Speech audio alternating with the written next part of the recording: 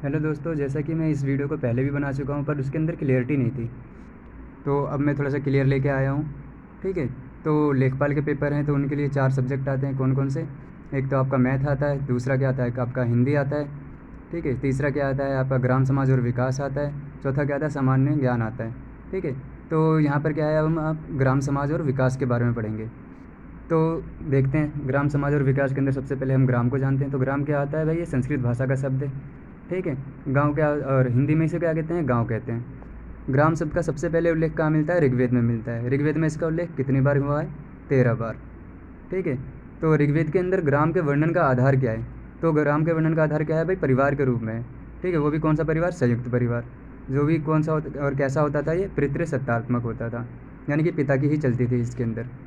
ठीक है। आगे देखते हैं। ग्राम व्यक्तियों का समूह है जिसमें प्राथमिक संबंध पाया जाता है और सभी भावनात्मक रूप से आपस से एक दूसरे से जुड़े हुए हैं।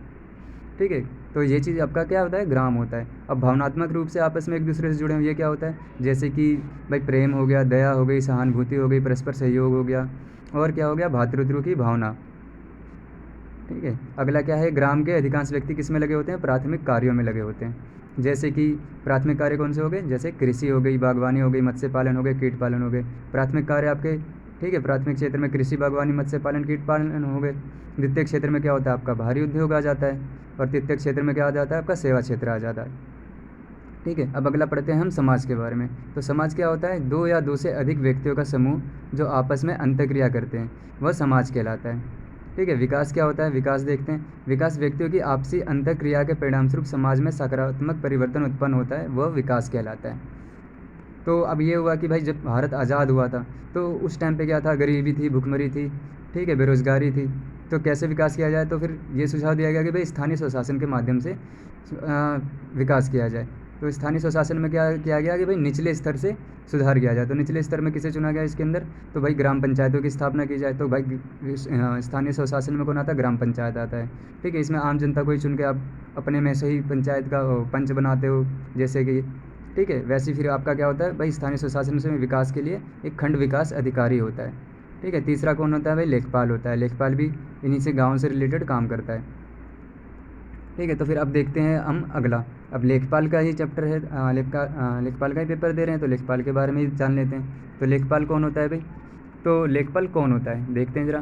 तो गांव स्तर पर सरकार का प्रतिनिधि होता है लेखपाल। कहाँ पर? राजस्व विभाग में।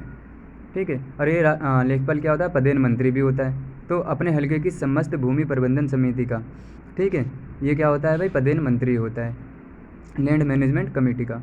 ठीक है। इसका उल्लेख कहाँ पर मिलता है? तो उत्तर प्रदेश भू राजस्व अधिनियम 1901 की धारा 23 में इसका उल्लेख है लेखपाल का।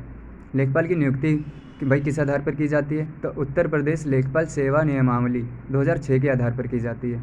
अब मैं जो ये आपको बता रहा हूँ पढ़ के अभी तक कि भाई कौन होता है, उल्लेख कहाँ पर हुआ है, नियुक्ति किस आधार पर की जाती है, ये आपके पिछले पेपरों में आया हुआ है। लेखपाल का वेतन, ठीक है, कौन देता है? तो 1906 तक इसका भुगतान कौन करता था? गाँव करता था। और अब किसके द्वारा किया जाता है? अब सरकार द्वारा किया जाता है। लेखपाल का ट्रांसफ़र कौन करता है? ये भी पिछले पेपर में आया हुआ है। तो ध्यान देखिए, ध्यान से पढ़िए, देखिए। तो लेखपाल का ट्रांसफ़र कौन करता है? परगना अधिकारी या उप जिला अधिकारी या एसडीएम या सहायक कलेक्टर। तो लोगों को एसडीएम तो पता रहता है पर परगना अधिकारी अक्सर मिस हो जाता है। ठीक है। और ये परगना अधिकारी ही ऑप्शन में था, तो ध्यान रखना इसका। ठीक है। तो लेखपाल का पुराना नाम क्या था? तो लेखपाल का पुराना नाम क्या था भाई? पटवारी। तो पटवारी नाम, ठीक है। तो इसका सृजन किसने करा था? तो अलाउद्दीन खिलजी के समय में हुआ था। तो और किसके शासन काल में मान्यता प्राप्त हुई इसको, पटवारी शब्द को, या प्रचलित हुआ ये नाम? ठीक है। तो एक अफ़गान शासक था, कौन? शेरशाह सूरी। ठीक है। शेरशाह सूरी ने पट्टा व कबूलियत व्यवस्था की भी शुरू करी थी। ठीक है। पटवारी पद की स्थापना किसने करी? तो पटवारी पद की स्थापना राजा टोडरमल ने करी। अब राजा टोडरमल कौन था भाई? शेरशाह सूरी के दरबार में भू अभिलेख मंत्री था। अब आपने सुना होगा राजा टोडरमल तो अकबर के 9 रत्नों में से था। तो भाई अकबर के दरबार में जाने से पहले ये शेरशाह सूरी के दरबार में था। ठीक है। पटवारी पद का विस्तार या इसे आगे किसने बढ़ाया? अकबर ने। ठीक है। फिर देखते हैं जरा, पटवारी से नया नाम लेखपाल। भाई पटवारी से नया नाम लेखपाल कब हुआ? तो 11 जुलाई 1952 ईस्वी को किया गया। ठीक है। चौधरी चरण सिंह ने किया। चौधरी चरण सिंह उस टाइम के तत्कालीन कृषि मंत्री थे। आगे चल के ये देश के प्रधानमंत्री भी बने, आपको पता ही होगा। ठीक है। तो लेखपाल किसके अधीन होता है? तो लेखपाल देखो 2 प्रकार के होते हैं, एक चकबंदी लेखपाल होता है, ठीक है, एक राजस्व लेखपाल होता है। इनके बारे में मैं आपको डिटेल में पढ़ाऊँगा। ठीक है। अभी पहले शुरुआत मोटा मोटा हम जान लेते हैं कि भाई होता क्या है। तो चकबंदी लेखपाल किसके अधीन होता है? चकबंदी आयुक्त के। और राजस्व लेखपाल किसके अधीन होता है? जिला अधिकारी के। ठीक है। अब आगे लेखपाल के कार्य क्या होते हैं, तो लेखपाल के कार्य हम अगली वीडियो में देखेंगे। ठीक है। और डिटेल से पढ़ेंगे कि भाई वो क्या क्या काम करता है, उसके क्या क्या अधिकार होते हैं, ठीक है, किसके प्रति उत्तरदायी होता है, सब कुछ जानेंगे। तो मेरी अगली वीडियो जल्दी डालूँगा, ठीक है, 1 से 2 दिन में। तो अगली वीडियो का इंतज़ार कीजिए। और आपको जो नोट्स दिख रहे हैं पूरे इसी तरीके से मिलेंगे सारे, कि देखो आपको मतलब बिल्कुल सुव्यवस्थित ढंग से बढ़िया से समझाए गए हैं। ठीक है। कलर करके हाईलाइट भी किया है ताकि आप लोगों को दिक्कत ना हो समझने में, और ऐसे नोट्स आपको कहीं मिलेंगे भी नहीं। ठीक है। तो कोशिश तो एक ये बिल्कुल बढ़िया नोट्स हैं, तो कोशिश करना कि अच्छे से पढ़ो, तैयारी करो और अपनी जॉब लो। ठीक है। तो मिलते हैं हम अपनी अगली वीडियो में।